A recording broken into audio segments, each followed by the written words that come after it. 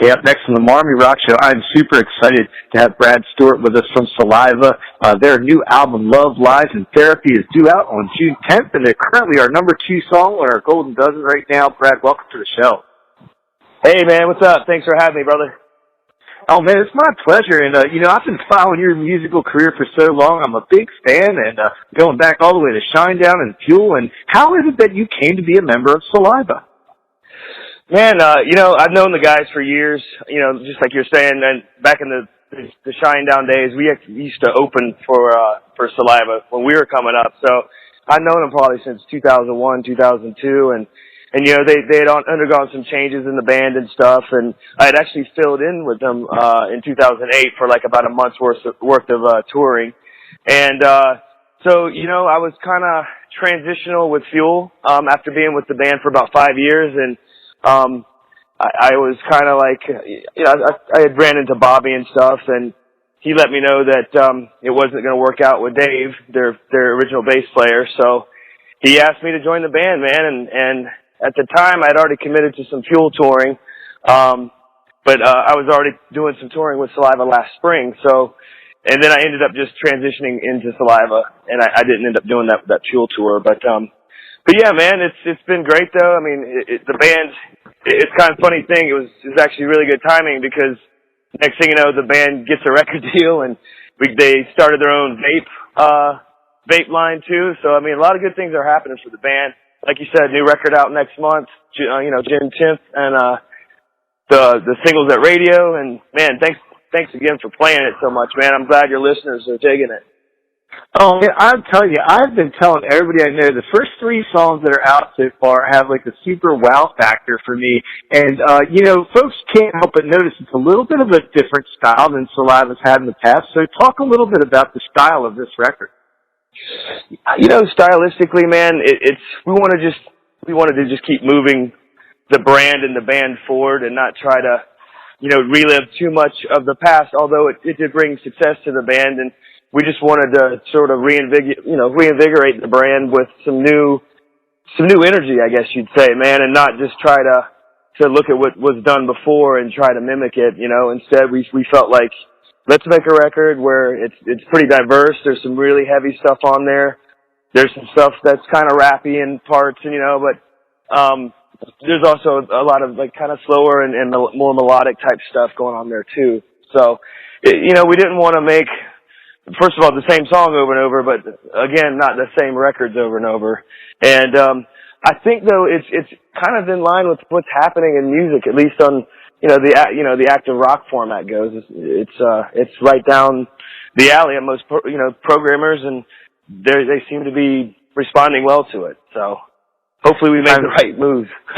Oh man, from my book, you absolutely did, man. I love what I've heard so far. Tell me about the songwriting process for this record. Now, are you a band that sits in the room together and writes a song, or do band members bring in kind of completed songs? It varies from song to song, really, man. I mean, it might be one guy's general concept for a song that's pretty close to being complete, or it might be pieces of songs that end up coming together.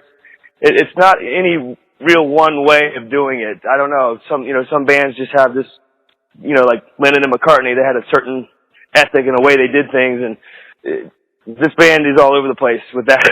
Excuse me, with that whole process. But it seemed to come together though, and some of the songs, I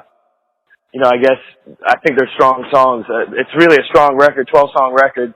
I can't wait for you to hear the rest of it, man. There's some good stuff on there. Yeah, so let me ask you about 2 of the songs that are out right now. The one that's hanging up there right now at number 2 on our chart is Tragic Kind of Love. So tell me a little bit about that song.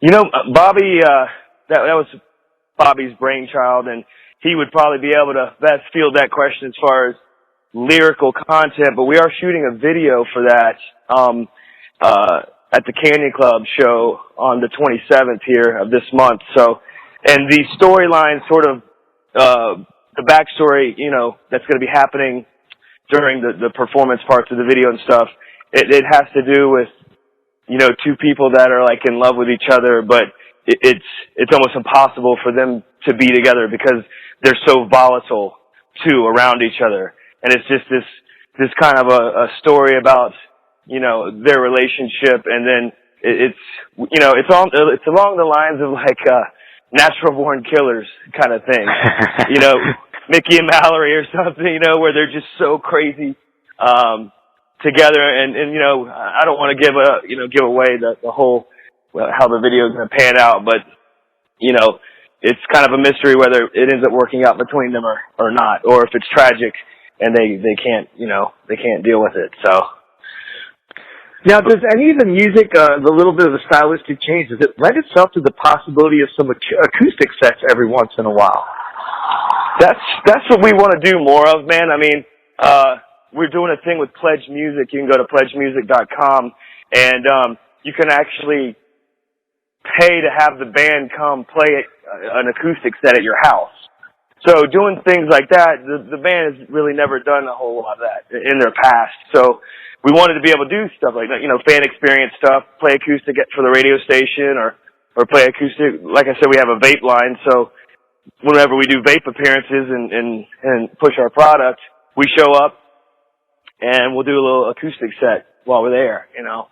And yeah, it's just stuff like that, man. I mean, it's like I said, we want to keep growing the brand and open up new opportunities like that for the brand as well, to where we're not just having to stay in the live heavy rock sort of, you know, situation to play our music for people. Yeah, no, I was going to mention that if you pre-order the album now, in addition to that private barbecue you're offering, you've got some VIP opportunities for sound checks and stuff, signed CDs, and tell folks once again where they can sign up for that stuff. It's pledgemusic.com. And now we teamed up with them quite recently, and it's really just to coincide with the release. So I think some of those things, hopefully people buy them, because there is limited numbers of each of the things you can get, but it's really just to kind of boost the release and get people to pre-order the record, you know. But there's a lot of really cool things you can buy on there. Like you said, the barbecue and the acoustic performance stuff. There's VIP packages. I believe there's some drum head sticks and stuff like that, some memorabilia and things of that nature that you can't just go out and buy at a record store, you know. So it's really, really a cool concept.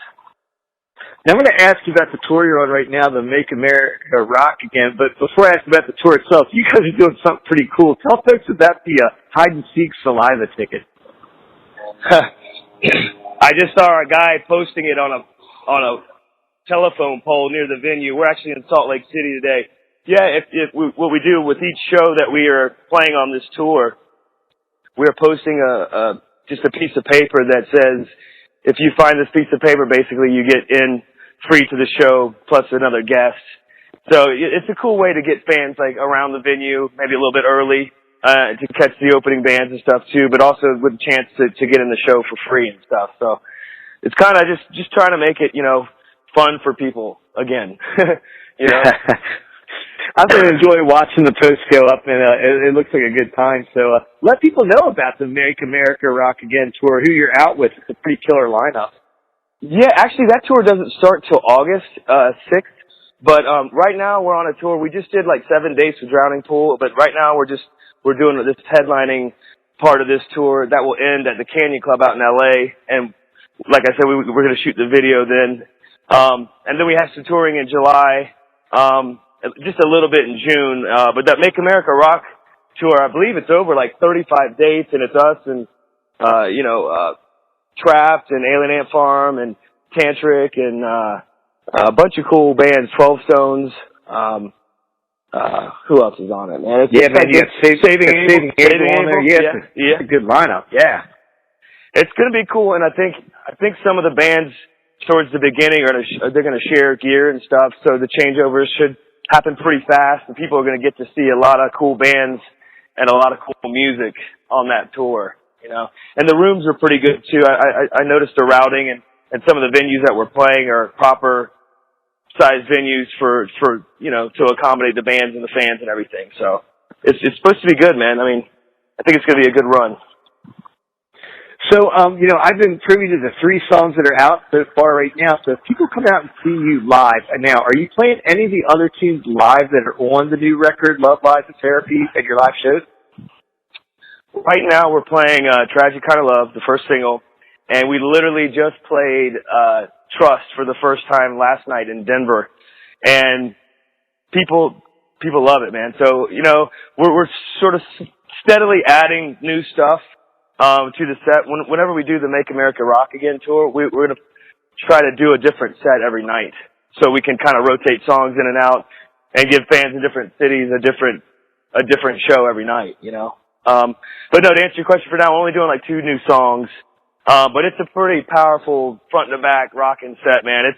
It's a little bit over an hour of just in your face rock, just power rock, man, you know. So it's a good time out here, man. We've still got quite a few shows left before we go home, and it's just been exciting though. It's been good. So, you know, when I think about those epic bands that you've been in, I mean, here I am talking to dudes spinning Shinedown, spinning Fuel, and Saliva, 3 bands I absolutely love. Is there, this is probably hard to ask you, but has there been one moment show in your career that was like the most epic moment, like where you were standing there on stage, like it just stands out? I'd have to say Rock on the Range was pretty big for me, man. It's one of the biggest crowds I've personally ever played to, and I was with Fuel at the time, and we didn't necessarily have the best set. We had some issues with sounds, but there was just so much energy from the crowd and just power it just felt so powerful just to be up there playing for those people and just watching them enjoy it and crowd surf and, you know, mosh and come over the railing. And, you know, there's been a lot of moments like that, but I'd have to say that show in particular a few years back was pretty damn epic for me. But no, there's been other times that we got to, you know, back in the Shinedown days, we did, you know, the Van Halen run and stuff, and we're playing back to back at the Staples Center and the United Center and all these giant arenas and stuff, man. That was pretty epic for me just because it was one of the biggest tours I'd ever been on. I mean, they carried their own catering, they had like, you know, 20 tractor trailers and 10 buses. It was just like it's just crazy how much, you know, here we come in our little bus. You know, first record, you know, and we're up there, and they gave us this tiny little triangle of their stage to play on. But it's kind of funny. We took that little triangle, that stage, and we kicked its ass every night. I tell you, they used to call us the acrobats because we jump around and go crazy. Yeah, that was a good run, though. I mean, things like that they just stay with you, man. You never forget stuff, and you know the band was cool to us and everything. And but no, we got to. I've been very blessed to be in the bands that I've been in and that I'm in now and experiencing all the fans and in different cities and stuff. It's been a good run. Good crazy ride for me, man. It's exciting to hear you talk about the Rock on the Range experience because Thursday night, Ms. Marr and myself are heading in the car out to Columbus and we're going to our 5th Rock on the Range in a row, so that's going to be a good time out there.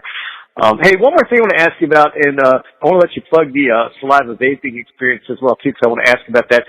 We're sailing on Shiprock again this year, man. I know you had a chance to experience it. Do you have any good reflections about Shiprock cruise? That was an absolute blast. We were allowed to bring like one person, too, so I brought my wife, and so did the other band guys and Fuel. And, yeah, that was a good one, man. It was like Godsmack, Korn.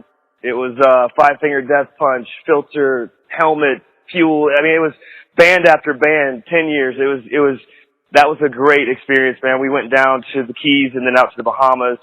And I mean, really, we were only obligated to play 2 shows and do like one super long meet and greet. And, but besides that, we're just hanging out with the fans on the cruise, getting drunker than hell and just having an absolute blast on that thing, man. And it was like a paid vacation with all your friends and other bands and fans too. So I was hoping actually that Saliva was going to be added. And, you know, some of these shows that are coming up that we still may have a shot at getting on. The timing of our record is a bit, for this year, it's a bit, you know, it's middle of the year and a lot of these shows and festivals and cruises and stuff had already been booked or were already in process, you know. So I'm thinking next year we're going to get back on all those big festivals and hopefully maybe even get added to Shiprock. Man, I sure hope it happens for you. We had a blast seeing you on that cruise. And hey, I want to give you a chance before I let you go here and say goodbye. Tell us what the Saliva vaping experience is. Saliva vaping experience. Well, we teamed up with Mr. E Liquids, and he basically they wrapped our bus, they produce our product, and they help us get into stores. But yeah, we have 3 flavors, and they're named after songs. Like there's Click Click Boom, there's Glazed Donut, there's Always. So you know, there's 3 different flavors, and you know, from people that are super into vaping, they're like, man, actually this stuff's good, guys. That I would tell you if it was crappy. And we're like, well, good. You know, we've just been getting feedback from people that are really into vaping, and we're playing vape conventions and stuff like that. And you know, it's been cool to sort of co-brand and with that. It's a whole nother market and a group of people that might not have necessarily known about the band, but they like what we're doing as far as the product goes, you know. So yeah, it's been great, man. I believe you can go to Mystery E-Liquids. It's like Mr. MISTER E-Liquids, and you can buy it through them. And then you can also, I think it's SalivaVapingExperience.com. We're also on Facebook. So, I mean, anyone that wants to get the product, we sell it at the shows as well. So, yeah, man, it's been really a cool experience with those folks. Well, I appreciate you spending time with us today, Brad. It's been my absolute pleasure talking to you. Once again, the new album, Love Life Therapy, is due out June 10th. And Brad Stewart, man, thank you so much for being here on the show today. Brother, thank you. Thanks to your listeners, too, for supporting the band and the song, man. Hope to see you guys on the road someday soon.